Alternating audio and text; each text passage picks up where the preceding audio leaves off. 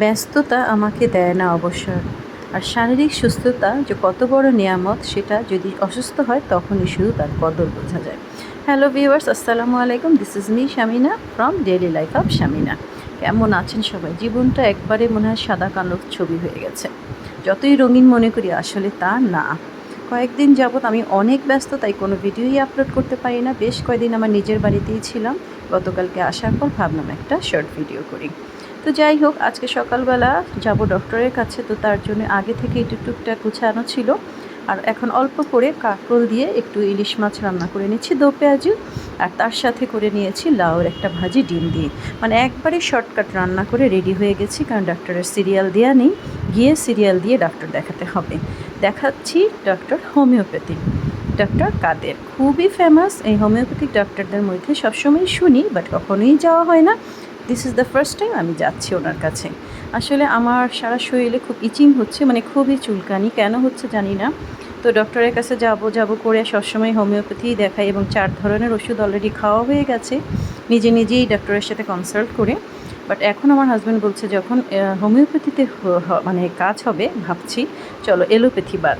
তো যাই হোক, চলে এসেছে। ওনারা বলছে বিকালে আবার আসতে হবে, সিরিয়াল দিয়ে যান। আমি তো তা শুনবো না, আমার পক্ষে আবার সেকেন্ড টাইম আসা সম্ভব না। তো চলে এসেছে অলরেডি।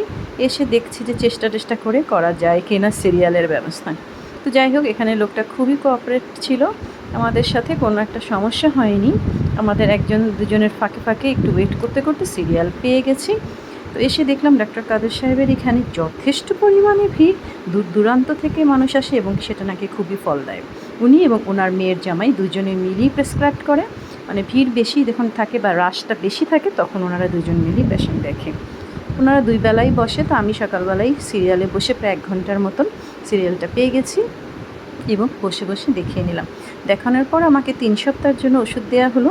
তো নিচের তলাতে হচ্ছে ওষুধের জায়গা, সেখানে একটু ওয়েট করতে হয়, সিরিয়াল ওয়াইজ ওষুধটা নিতে হয় বানিয়ে নিয়ে।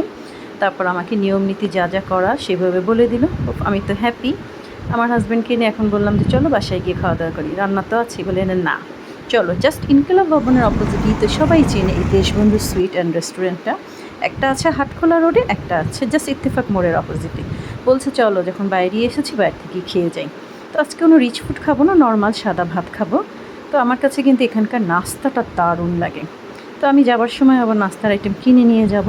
মানে এখানে একটা আছে 5 ফোড়ন দেওয়া সবজি, আছে পরাটা, আর তার সাথে আছে মজার একটা সুজির হালুয়া। এটা তো হিন্দুদের দোকান, সবাই জানে। এই যে 5 ফোড়নের সব ধরনের সবজি দিয়ে মিক্সড করে একটা 5 ফোড়ন দিয়ে বাগার দেয়, আর এক অতিরিক্ত তেলে টুপটুপা একবারে হচ্ছে সুজির হালুয়া, আর তার সাথে পরোটা। সেটা আবার গামছা দিয়ে ঢেকে রাখে গরম থাকার জন্য। কি সুন্দর পুটুলি করে সবগুলো প্যাকেট করে রাখছে। তা আমি একটু দোকানটা শর্ট একটা ভিডিও নিয়ে নিলাম। খাবার অর্ডার দিতে আমার সাহেব অলরেডি বসে গেছে। দেখা যাক উনি কী খাবার অর্ডার দিয়েছে। কোনো রিচ ফুড তো খাবো না, আর এখানে তো সিম্পল খাওয়া দাওয়া, মাছ মাংস ডাল ভাজি ডিম। তো সেখান থেকে কিছু খাবো। তবে এই রসের মিষ্টি আমার না খেলেই না। তবে এখন খাবো না, রুচিটা চলে যাবে, খাবারের পরে খেয়ে নেব। এটা তো সুন্নত মিষ্টি খাওয়া। যাই হোক, আমার সাহেব হাতটা ওয়াশ করে অলরেডি বসে গেছে। আর আমি তো খেতে চাচ্ছিলাম না, আমি তো সবসময় ভাজা পোড়া বা একটু হালকা পাতলা খেলেই হয়। বাট ওনার দুপুরে ভাত চাই। ডায়াবেটিসের পেশেন্ট, ভাত সে অ্যাভয়েড করতে পারে না। ঝরঝরা সাদা ভাত মাশাল্লাহ চলে এসেছে। তার সাথে পটল আলু টমেটো দিয়ে হচ্ছে গ্রেভি করে রুই মাছের তরকারি দুজনের জন্যই নিয়ে নিয়েছি। আর তার সাথে ডিম ভুনা আলু দিয়ে আমার ফেভারিট, আর তার সাথে তড়কা দেওয়া ডাল। মজা একটা মুখমুশিরি মনে হয় মিক্সড করা। যাই হোক, কালারটা খুব সুন্দর করে ভাত টাত খাওয়া শেষ করি। শেষ পর্যায়ে একটু ভাবলাম যে না, এবার মিষ্টিটা খেয়ে যাব না নিয়ে যাব। আর পরে আবার ডিসিশন নিলাম না, খেয়েই যাই, কী আবার নেওয়া নেই, কারণ এত মিষ্টি তো বাসায় খাওয়ার কেউ নেই।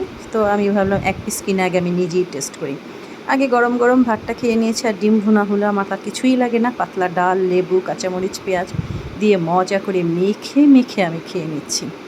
যদিও বাইরে বসে খাওয়াটা আমার কাছে একটু লজ্জাজনক লাগে এই টাইপের হোটেলগুলোতে, তারপরও আমি খাচ্ছি যেহেতু পেটে ক্ষুধা লেগেছে।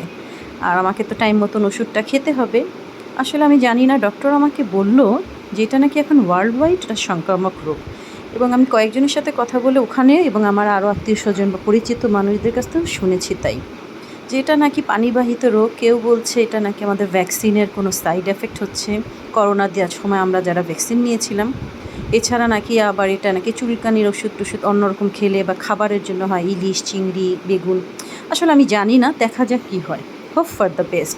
এই তো আমার সাহেব 3টা পেপার কিনে নিয়ে এলো ইত্তেফাক মোড় থেকে, ওনার পেপার ছাড়া চলেই না। আর আমার তো এখন ড্রাগন ফ্রুট ছাড়া চলেই না। আমার এই বিটরুট খেতে ভালোই লাগে না, আনারও খুব একটা পছন্দ না। যেহেতু ব্লাডের জন্য খেতে বলেছে, তো কচুর শাক, কলিজা আর তার সাথে ড্রাগন ফলটা আমি এখন রেগুলার খেয়ে যাচ্ছি। দেখা যাক আল্লাহ তাআলা কী করে। আর এখন মোবাইল কিনতে এসেছি ভাবছেন? না না, মোবাইল কিনতে আসেনি। মোবাইলের দোকানে দেখলাম 5G লেখা। তো আমি ভাবলাম মনে হয় এখানে 5G সিমের কোনো ব্যবস্থা আছে বা কিছু।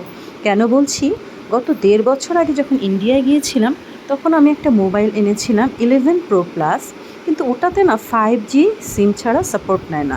আজকে 1.5 বছর ধরে ওটা দিয়ে আমি ভিডিও করি আর মেসেঞ্জার চালাই, ফেসবুক চালাই, বাট আমি সিম ইউজ করতে পারছি না।